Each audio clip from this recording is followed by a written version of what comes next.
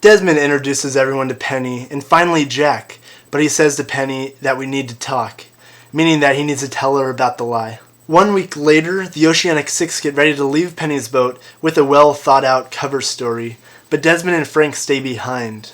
Jack tells Desmond to be careful now that they know what Widmore is capable of, and quotes Desmond, "See you in another life, brother."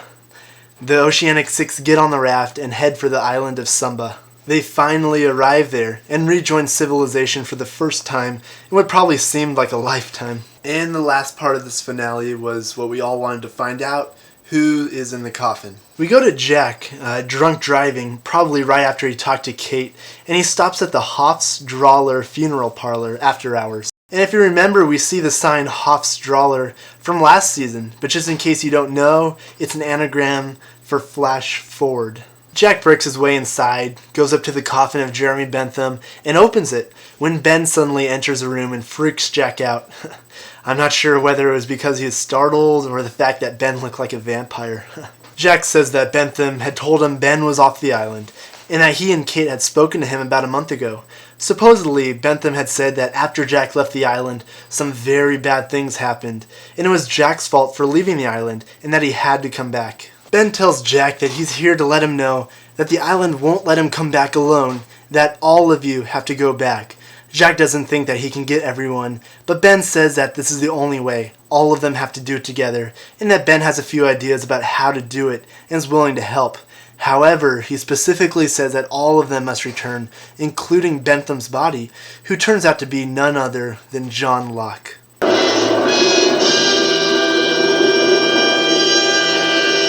And there's no doubt in my mind that Locke will be alive for these next 2 seasons. Whether they actually keep him alive or if he's just a conscious apparition, he will definitely be in the show. Ben says that they have to bring Locke back to the island in the coffin, which almost immediately reminded me of Christian traveling on the plane in season 1 in the coffin. So I'm pretty sure the exact same thing will happen to Locke. Maybe he'll even pull a Christian and go into apparition mode. And now the question I'm wondering is, does everyone, when Ben says everyone has to go back, does that mean just the Oceanic Six, or does that include people like Frank and Desmond and even Walt? I'm thinking it's the latter, just because it would be a great way to bring Desmond back, which is what we all want. We know that John Locke is named after the real-life philosopher, but we find out this episode that his alias is Jeremy Bentham. The real Jeremy Bentham was also a philosopher, and he was influenced by the real John Locke. He was specifically known for his invention of the panopticon, which was a circular prison in which the prisoners are in the center and always being watched. Sound familiar?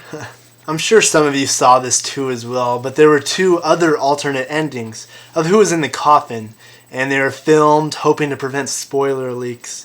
And here they are. The first one is Desmond, and the second one is Sawyer. Okay, so now let's talk about some theories. First I'll start with the island moving. And here's a direct quote from Halifax in the Orchid film. He says, "The unique properties of this island have created a kind of Casimir effect, allowing the Dharma Initiative to conduct unique experiments in both space and time." Now, did the island physically move? Or did Ben just change its space-time connection to the rest of the Earth? Now the Casimir effect, like I was talking about in the last video, can be directly related to wormholes. Now what are wormholes? Well, they can connect 2 different parallel universes, or in Lost, even connect 2 different places on Earth possibly, like the island in the Sahara Desert, for example. So to move the island, maybe all Ben had to do was move the wormhole connection rather than the island itself. So maybe the island didn't even disappear. Maybe it didn't even move. Like for example, imagine you're driving to a small town and you drive for miles and miles but never come to it. It turns out the town has not moved, but rather the highway now goes around it. That's all Ben did, he just changed the highway. It could be that 305 degrees is the center of the wormhole, as Dan probably knows. Stay in the center of the wormhole, you're fine, but drift to the side, bad things happen, as Desmond finds out. So I'm pretty sure that a wormhole is somehow involved with the island. As I was watching this episode, I kept thinking, was Widmore the last one to turn the wheel? It seems to be hinting at that. Now to Ben. Maybe he wasn't even supposed to move the island. We don't know for sure whether Locke tells Ben that it was Christian who told him to do it, and that it wasn't actually Jacob. As I mentioned in another recap ago, Christian could possibly be against Jacob in some way, By telling Locke to move the island and speaking in Jacob's place, he's basically telling Ben to move the island, that he can't come back, when maybe he was never even supposed to do it in the first place. Oh, and it was sweet. We saw another purple sky again. We know that this time at least it happened when the island was moved. So what does that mean for the first time we saw the purple sky, when Desmond turned the failsafe key? An idea is that the island actually did move itself when Desmond turned the failsafe key. As we know, the island possibly was going to implode, and by moving it, it saved it as a measure of last resort. And a lot of you probably caught this during the commercials, but they made another Lost Experience commercial. It's supposedly for a company called Octagon Global Recruiting. It's an organization looking for applicants for the Dharma Initiative. Their recruitment drive supposedly begins in San Diego on July 24th through July 27th, 2008. Which are the same dates as Comic-Con, so 100% sure that they'll mention it there. Okay, time for the unanswered questions segment of this video. Okay, first off, where or when did the island go? Why does the orchid tape rewind itself? Why can the person who moves the island never return?